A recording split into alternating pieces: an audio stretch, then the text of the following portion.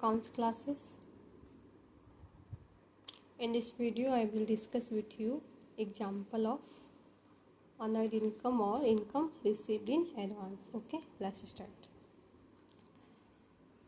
एक एग्जाम्पल है ये ट्रायल बैलेंस का, ठीक है। Example of trial balance as at 31 March 2019। Okay, इसमें जो है रेंट रिसिप्ट दिया गया है इनकम के रूप में। इसका क्रेडिट बैलेंस दिया है 39,000। ओके, और एडजस्टमेंट दिया गया है rent receipt but not earned. Rent जो है वो रिसिप्ट हुआ बट जो है अर्जिट नहीं हुआ। कितना? 3,000 रुपीज़। ओके, तो इससे जो है इसमें शो करना है कि फाइनल अकाउंट्स पे जो है क्या इफेक्ट जो है पड़ेगा। ओके, और इसका एडजस्टमेंट एंट्री जो है वो करना है। ओके, तो इसमें सिर्फ इनकम के रूप में दिया गया है, ठीक है। इनकम के रूप में रेंट दिया गया है, rent receipt but not earned ₹3,000। अब इसका सॉल्यूशन जो है वो देखते हैं। तो सबसे पहले इसमें एडजस्टमेंट एंट्री करना होता है, जैसे कि हम लोग पहले भी वीडियो में एग्जाम्पल देखे हैं। इसका एडजस्टमेंट एंट्री क्या हो जाएगा? Rent receipt account debit to rent receipt in advance. Okay, तो इसमें जो है अनअर्न्ड इनकम का जो बैलेंस है वो हमेशा क्रेडिट होता है, ठीक है। जैसे कि यहाँ पे नोट्स में भी लिखा गया है कि unearned income account is a representative personal account and always show credit balance, ठीक है। इसलिए यहाँ पे रेंट रिसिप्ट इन एडवांस इसको जो है क्रेडिट किया गया है ₹3,000 से, क्योंकि एडजस्टमेंट कितना दिया गया है? रेंट रिसिप्ट 3,000 का, ठीक है। तो rent receipt account debit to rent receipt in advance. और जो अनअर्न्ड इनकम होता है वो हमेशा उसका बैलेंस जो है क्रेडिट होता है, इसीलिए rent receipt in advance. Rent जो है इनकम के रूप में रेंट ही दिया गया है, तो इसलिए उसे यहाँ पे क्रेडिट किया गया है। ओके, इसका इन नरेशन हो जाएगा adjustment entry for unearned rent.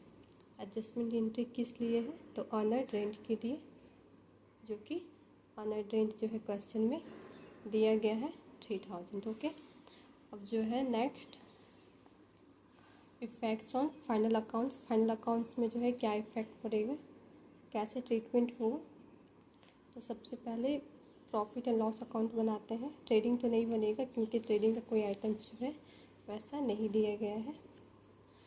Profit and loss account बनाएंगे, फॉर्मेट लिख लेंगे पार्टिकुलर्स अमाउंट बाय रेंट। कितना दिया गया है? रेंट रिसिप्ट दिया गया है 39,000, और रेंट रिसिप्ट क्या है? एक इनकम है।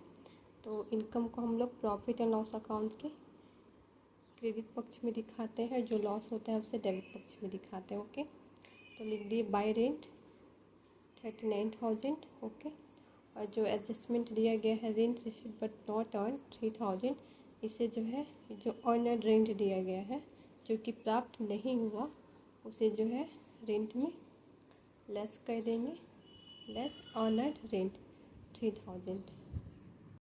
ओके, तो प्रॉफिट एंड लॉस अकाउंट में इसे माइनस करके दिखा देंगे। कितना आ जाएगा? 36,000 आ जाएगा रेंट का अमाउंट। ओके, तो इससे प्रॉफिट एंड लॉस अकाउंट में जो इफेक्ट पड़ा वो पता चल गया कि रेंट में से हम लोग अनरेंट को माइनस कर देंगे तो 36,000 का जो है रेंट आ जाएगा। अब नेक्स्ट बैलेंस शीट में इसका ट्रीटमेंट किधर होगा। तो देखिए बैलेंस शीट बना दिए, फॉर्मेट उसका बना दिए, लायबिलिटीज अमाउंट, एसेट्स अमाउंट जैसे फॉर्मेट बनता है। और अनअर्न्ड रेंट को हम लोग बैलेंस शीट में किधर दिखाते हैं? तो लायबिलिटी पक्ष में दिखाते हैं। ओके, अनअर्न्ड रेंट लायबिलिटी पक्ष में लिख दिए। कितना से? तो जो एडजस्टमेंट में अमाउंट दिया गया है उसी से एंट्री होगा 3,000 से, तो लिख दिए लायबिलिटी पक्ष में अनअर्न्ड रेंट 3,000। ओके, तो इससे हम लोग का प्रॉफिट एंड लॉस अकाउंट और बैलेंस शीट जो है इफेक्ट ऑन फाइनल अकाउंट जो है पता चल गया कि किस किस पक्ष में जो है अनअर्न्ड आइटम्स जो है लिखा जाएगा। Okay, profit and loss account के क्रेडिट पक्ष में, क्योंकि यह इनकम है और इनकम को हम लोग प्रॉफिट एंड लॉस अकाउंट के क्रेडिट पक्ष में दिखाते हैं।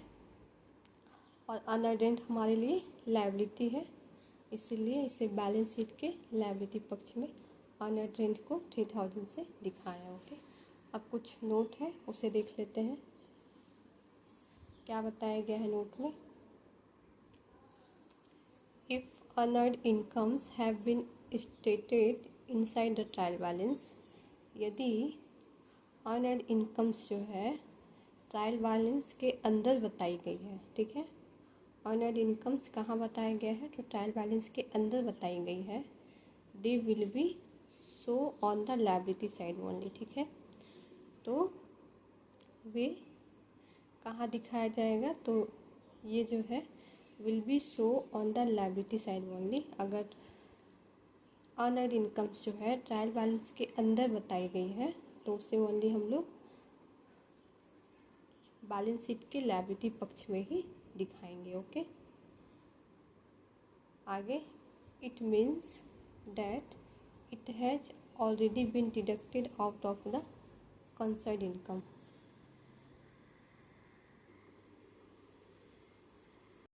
इसका मतलब है कि it means that it has already been deducted out of the concerned income. अगर ऐसे दिखाया जाता है तो उस केस में जो है यहाँ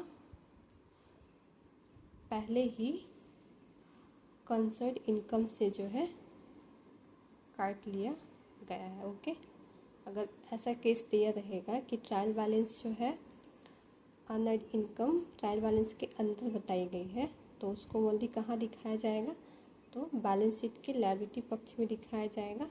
क्यों, क्योंकि यह पहले से ही जो है जो कंसर्न्ड इनकम है, जो संबंधित आय है, उसमें से काट लिया गया है। ओके, उस केस में जब ट्रायल बैलेंस के अंदर दिया रहेगा अनअर्न्ड इनकम, ठीक है। और बताया गया है कि अनअर्न्ड इनकम अकाउंट एक रिप्रेजेंटेटिव पर्सनल अकाउंट है।